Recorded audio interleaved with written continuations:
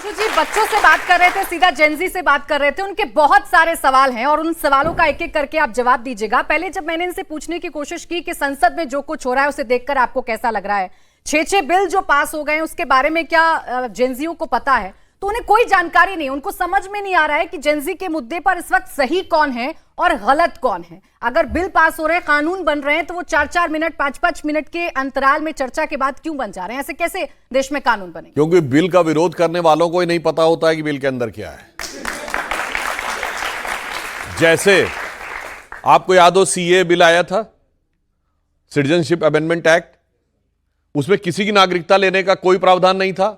इतना हल्ला मचाया गया। आज 5 साल हो गए, किसी की नागरिकता गई? किसी मुस्लिम की नागरिकता नहीं गई? कुछ नहीं, किसी को पता ही नहीं होता। हम लोग पूछते रहे भाई बताओ तो इसमें सिटीजनशिप लेने का प्रावधान कहां है? नहीं जी, हल्ला मचाए पड़े, हल्ला मचाए पड़े। तो प्रॉब्लम क्या है? ये सब वो लोग हैं, जो बात मैंने संसद में भी कही थी, जो आज बच्चों के नेतृत्व की बात करते हैं, कॉम्पिटिटिव एग्जामिनेशन वाले बच्चों। इसमें से किसी ने अपनी जिंदगी में कभी कंपटीशन फेस किया है? पढ़ाई में कोई कंपटीशन नहीं। याद करिए, हां एक जगह कंपटीशन फेस किया है। हम लोग जब बच्चे थे, इस उम्र के थे, तब हमें याद है राहुल गांधी जी का 1989 में सेंट स्टीफेंसन कॉलेज में एडमिशन हुआ था, तो वो क्वालिफाई नहीं कर पाए थे। उनके शायद मैथ्स में 41 नंबर थे, फिजिक्स में 55 थे, ऐसा कुछ था। उसके बाद क्या हुआ कि साहब उनको एक नेशनल शूटिंग चैंपियनशिप का चैंपियन बना दिया गया और स्पोर्ट्स कोटा में उनका एडमिशन हो गया। और कहा जाता है कि वो नेशनल स्पोर्ट्स चैंपियनशिप जो थी शूटिंग की, आज तक किसी ने कभी शूटिंग में कोई उनको राष्ट्रीय पदक पाते हुए देखा नहीं होगा, मगर वो ऐसा माना जाता है कि ऑर्गेनाइज ही उनके लिए करवाई गई। कोई कंपटीशन नहीं, धड़ से सेलेक्ट हो गए। नौकरी में गए, कोई कंपटीशन नहीं। पॉलिटिक्स में आए, कोई कंपटीशन नहीं। अपनी पार्टी में तो ऐसी रेस में दौड़कर फर्स्ट आते थे जिसमें एक ही व्यक्ति दौड़ रहा होता है। आप सोचिए, अरे भाई जाके पैर न फटी बिवाई, सो कहा जाने पीर पर आई। किसी ने कभी जिंदगी में कंपटीशन फेस किया? जैसे अभी ये बच्ची बोल रही थी, मुझे याद है हम लोग जब एग्जाम देते थे तो आईआईटी के पेपर में, फिजिक्स के पेपर में मुझसे थोड़ी सी लापरवाही हो गई थी और मुझे तब ध्यान आया जब मैं मैथमेटिक्स के पेपर में नेक्स्ट डे अंदर जा रहा था। अब उस समय जब आपको लगता है ना कि अरे ये गया मामला, अब मेरा ये साल गया, तो वो क्या इंपैक्ट होता है, वो एक अलग विषय, किस कारण से गया, जिस कारण से भी आपको लगता है तो वो हमें समझ में आता है। और आज के बच्चों को तो नहीं ध्यान होगा, हमारे जमाने में आपको पता है फिजिक्स केमिस्ट्री मैथ की कॉपी तब जचती थी जब आप इंग्लिश क्वालिफाई कर लें। अगर अंग्रेजी में क्वालिफाई नहीं है तो पीसीएम की कॉपी नहीं जचेगी। सोचिए, हमारे उत्तर प्रदेश के कितने ही बच्चे इसलिए क्वालिफाई नहीं कर पाते थे क्योंकि वो इंग्लिश नहीं क्वालिफाई कर पाते थे। और बल्कि आपको इन द लाइटर नोट बताऊं, पढ़ाई भी सिर्फ इंग्लिश में होती थी, सवाल सिर्फ इंग्लिश में पूछना है। अब बच्चे इसलिए डरे रहते थे, बहुत से ऐसे बच्चे पहले साल के बाद छोड़ के चले जाते थे कि किताब भी इंग्लिश में लिखी है, सवाल भी इंग्लिश में, बोर्ड पे भी इंग्लिश में लिखा, और टीचर से अगर हिंदी पूछो डांट दिए जाते थे। हमारे एक सीनियर थे, वो 3 साल के बाद मतलब 3rd ईयर में आ गए, तब हिम्मत करके पहली बार एक क्वेश्चन पूछ पाए इंग्लिश में। अब कई बार आपने देखा होगा कि अगर कोई बच्चा कोई क्वेश्चन पूछे तो इससे पहले कि टीचर जवाब दे, कोई आगे की बेंच पे बैठा हुआ बच्चा उसका जवाब देने लगता है। तो एक दूसरा स्टूडेंट जवाब देने लगा। अब उन्हें इतना गुस्सा आया कि 3 साल की तैयारी के बाद तो मैं पहले अंग्रेजी में क्वेश्चन पूछ पाया और उसके बाद भी ये बीच में टपक गया। तो जानते हैं उन्होंने क्या बोला? उन्होंने कहा देखो, व्हेन यू स्पीक तो you speak, when I speak तो I speak, don't speak in centre me. मगर ये हंसने वाली बात अपनी जगह है, आप दर्द समझिए। आज मोदी जी ने क्या किया है? 13 भारतीय भाषाओं में नीट का एग्जाम होता है। आज किसी के लिए भाषा कोई बैरियर नहीं है। अनेक भारतीय भाषाओं में मेडिकल और इंजीनियरिंग की पढ़ाई हो रही है, जो पहले ग्रामीण और सामान्य पृष्ठभूमि से आए हुए बच्चे सोच ही नहीं सकते थे। अब दूसरी बात, एक और बात समझिए, आप इसके पीछे का मूल मंतव्य समझिए। जब नीट नहीं होता था तो क्या होता था? तो जानते क्या होता था? प्राइवेट कॉलेजेस की सीटें नीलाम होती थी। मेडिकल में अंडर ग्रेजुएट की 20-25 लाख रुपए मिनिमम और 45-50 लाख रुपए तक सीट जाती थी, और पीजी में तो 1 करोड़ के आसपास पहुंच जाती थी। सामान्य मध्यम वर्ग का बच्चा कल्पना नहीं कर सकता था कि 25 लाख 50 लाख और 1 करोड़ देके जाएंगे। कमाता कौन था? आज तमिलनाडु के बहुत से नेता कह रहे हैं ना नीट खत्म कर देनी चाहिए। जाके चेक करिए तमिलनाडु में, केरल में, आंध्रा में किन लोगों के वो कॉलेजेस हैं। सब कांग्रेस पार्टी और उनके साथ के लोगों से जुड़े हुए हैं। हर साल सैकड़ों करोड़ रुपए कमाते थे, और अब चूंकि वो कमाई पे लग गई है रोक, इसलिए उनके दिल में ज्यादा जलन हो रही है कि वो सैकड़ों करोड़ जो कमाते थे, आज क्या है, ऐसे ऐसे सामान्य वर्ग के बच्चे आ रहे हैं।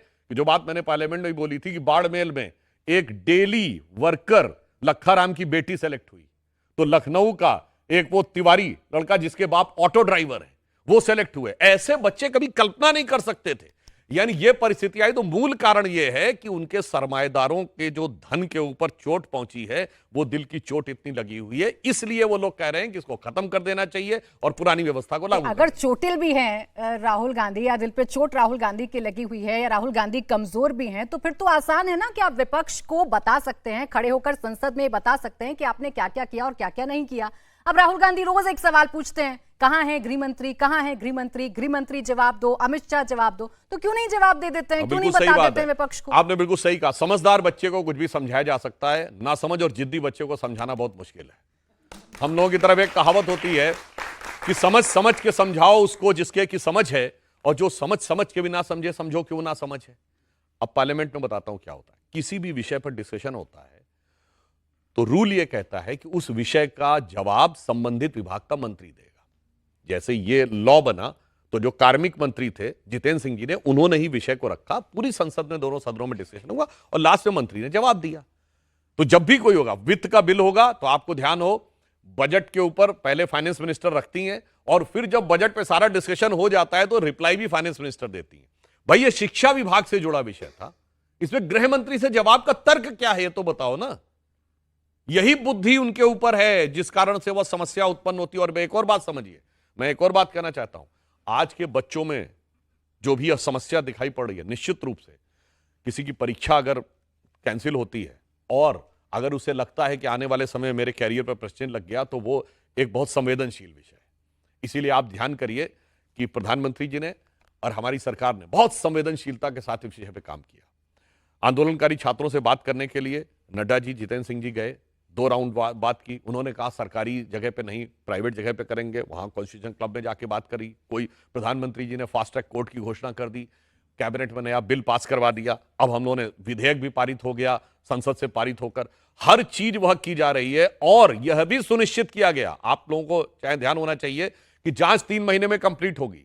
उसमें रूल में एक और चेंज किया गया, पहले था सेंट्रल एजेंसीज ही जांच करेंगी, अब राज्यों को भी अधिकार दे दिया गया कि आप चाहें तो एसटीएफ यानी स्पेशल टास्क फोर्स बना सकते हैं, पर 3 महीने में जांच देनी होगी। और एक और काम किया गया है, कई बार क्या होता है कि निर्णय आ गया और जो आरोपी है वो कोर्ट में चला जाता बचाव के लिए, और फिर मामला चला गया महीनों और सालों के लिए।